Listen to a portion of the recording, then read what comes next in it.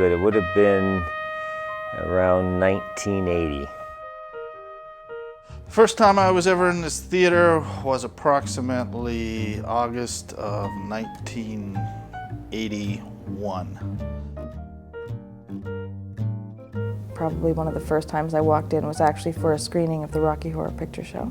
And I had brought a bunch of friends from my dorm at university. And we all came up here, and there was no room for us. Totally bad. We sat in the stairs.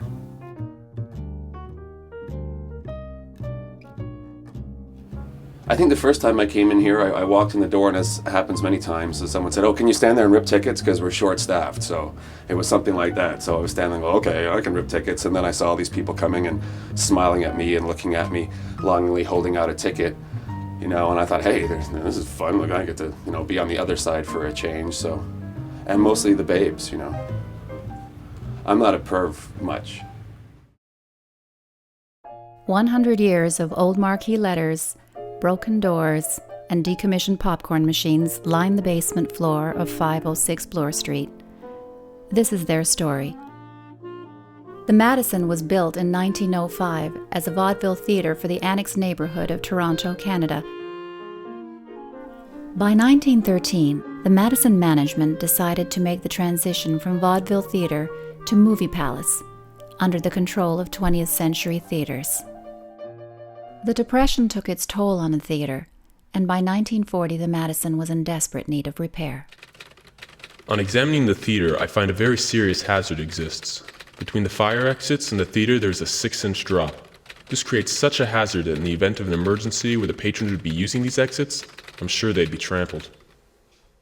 The report found itself on the desk of the Chief Inspector of Theatres, Mr. W.D. McPhee, who quickly responded by ordering the Madison's owners to begin renovations, regardless of whether they were affordable.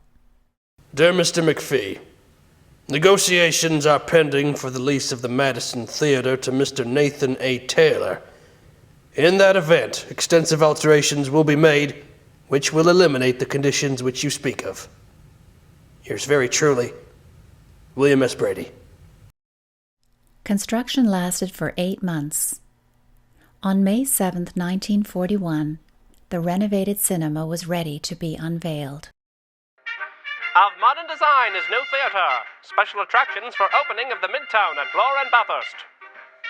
A new chapter in Toronto's theatrical history will be marked tomorrow with the opening of the new Midtown Theatre at Bloor and Bathurst Streets in the heart of the city's Midtown district. The new theatre is of modern design, fireproof, and with the latest and most comfortable and physical equipment. The house is air-conditioned and seats 1,125 persons. The seating including 250 lounge and 250 balcony seats. An undistorted view of the RCA Magic Screen is provided and unmatched acoustical properties. Opening night, 35 cents. Smoking lounge, 10 cents extra. The projector system here is different from a multiplex. You have two 35mm projectors which were capable of running anywhere from 20-minute to 1-hour reels depending on how you set up your film. So every 15 to 20 minutes I'm changing from one reel to another reel.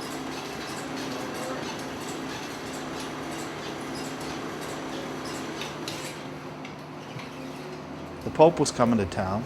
So I stayed here one night, slept on the floor, and got up the next day. There's lots of places to eat around here. I mean, if you get yourself a little 2-burner hot plate, you could probably make something here. I mean, there's a bathroom there. You might be a little pressed for a shower, but...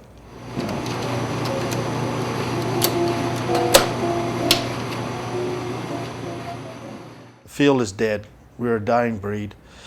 6 or 7 years ago, we had a membership of Ontario 400. Now we have 38. They just don't want quality and craftsmanship anymore. We're needed at the festivals, like Toronto International Film Festival, HotDocs, Gay and Lesbian Festival, Sprockets, and assorted other venues where they call on us. But you just can't make a living at it anymore.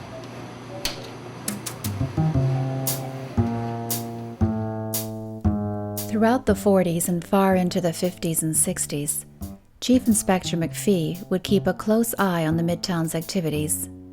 Dozens of reports were filed involving procedure violations, fires, and renovation disputes. A minor fire occurred Wednesday, May 28th at approximately 10 a.m. Projectionists had set up light housekeeping in the projection suite. Kitchen utensils consisted of a hot plate, toaster, casserole dish. Plans were approved by the department, permitting a total of 65 patrons to stand in the foyer, and the inspector counted more than 275. Yours very truly, Chief Inspector of Theaters, W.D. McPhee. Despite all these complaints, the theater enjoyed 3 prosperous decades as the Midtown. By 1967, the Midtown had changed its name to the Capri, and a new generation of moviegoers were experiencing what the theater had to offer. We'd come Saturday afternoons, I think 2 o'clock. Our parents would give us, get this, 25 cents. And I think it was a nickel to get in. This is going back a long ways. A nickel to get in, and everything was 3 to 4 cents with a popcorn, whatever. I mean, we gorged ourselves a whole afternoon with 25 cents. And we used to just watch a bunch of shorts, probably old Abbott and Costello, Three Stooges, Francis the Mule, and just a whole series of shorts. We never actually came to watch feature films. Probably wouldn't have the attention span to watch a feature back then. So I've been asked before about what kind of crazy things go on in cinemas and what kind of lewd behavior, and I think it depends on the atmosphere that's set and a lot of times on what it is that people can get away with and where they feel comfortable. Oh, there's lots of things that have gone over the years. I've come out and found several pieces of clothing that have been left here all the time. One day I came out in the wintertime and I found a pair of pants. Now, they looked like they were being worn at the time, so I don't know what the person left in. It's dark. There's not too many places to hide in the Bloor, really. I remember considering Rocky Horror Picture Show. Once I was checking, just doing the rounds during the show, and a couple were actually behind the screen in flagrante delicto or whatever, and they were both kind of facing outward of the screen, because as the movie is playing on the screen, you can actually see through to the other side and look at the audience. So they were getting full of each other and an eye full of the audience at the same time. So, you know, they found a nice way to enjoy a date. There's been more on one occasion when I've looked out the booth and when I go to do my changeover, and quickly had to look away because something else was going on in the balcony. People think balconies, that's what they're for, and I tell them they should get a hotel room.